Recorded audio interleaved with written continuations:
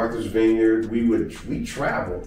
We go places. Matter of fact, when I met her, I told her the first thing she needs to do is get a passport. Yeah, I thought he was trying to kidnap. But she needed to get a passport because I like to travel, and I like we did the cruise stuff. We did the whole Jamaicas and the Caribbean, but everything just seemed a whole lot less. So when you came to me and said, "Hey, do you want to go to so and so?" I'm probably going to say, "I'm not really interested." Remember those? Yeah. I think we went to Dominican Republic one time with some friends. Yes. Yeah. Dior was nice, but again, because he's a traveler, we didn't do anything on the beaten path. He was like, "Let me show you how it's really done when you travel." Yeah. So we did some other stuff, talked to some local people, and had a good time.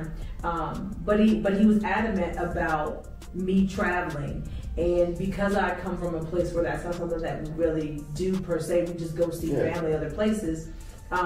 When we got the passport, my very first stamp was to South Africa. That was my first stamp. So for me, it holds a very dear place because it got me my first passport stamp, and it got me, I have the most passport stamps to South Africa than any other place we went to after that, because once we understood how it felt to be here. Yeah, because it's more of a feeling. It's definitely, and we say that, and it sounds terrible, but you really do have to feel South Africa. So when we were thinking about the transition, we're like, okay, we got to go to Cape Town. So then, yeah. So we went to Cape Town. Tasha found us a great spot. The South Africans know that Camps Bay, Clifton area is pretty nice. Again, back then the exchange rate was like 8 to 1, 9 to 1, something like that. But again, we were pretty progressive people. We owned our own company. We were doing pretty well. So Tasha said, "Okay, Mark, I found a place for a couple months. We can go to Cape Town." We got there. We had a bomb time. It was incredible. I'm not even going to front. We met a lot of people. We was all over the city. We actually rode in a minibus taxi. So a couple times people were like, y'all what are you doing? I'm like, in a minibus taxi. Yeah. So I know, currently, in the last couple of years, a few people been coming to South Africa, and people think, "Oh, we don't do this no more. We don't do that." A lot of things that we kind of noticed that they're doing, we did that some time ago.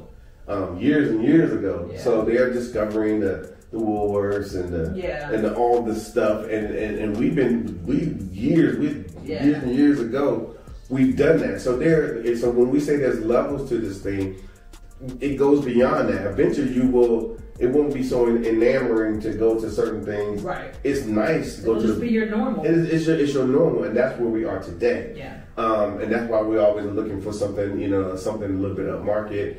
Things that speak to us, but I will go to a chicken licking. I will. You find me up in there, But anyway, that's neither here nor there.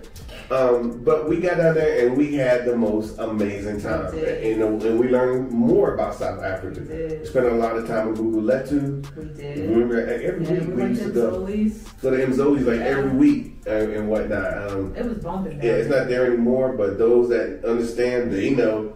It was only be bumping, and the food was amazing. And then we got a chance to just spend 2 months in the area. Back up. What? Mzoli's was my second proper introduction to a Shishinyama. Now, I had been to a bride before. Yeah. They had a bride for us. Our the first night we got to South Africa. Yeah. And it rained. It's a barbecue, but better. I'm just telling you. But better, definitely better. Yeah. And it rained the night we got here, so the ancestors were happy, and they cooked us some food. But my first Shishinyama was at Mzoli's, and I was like, why is there meat hanging everywhere? I'm like, what do they want?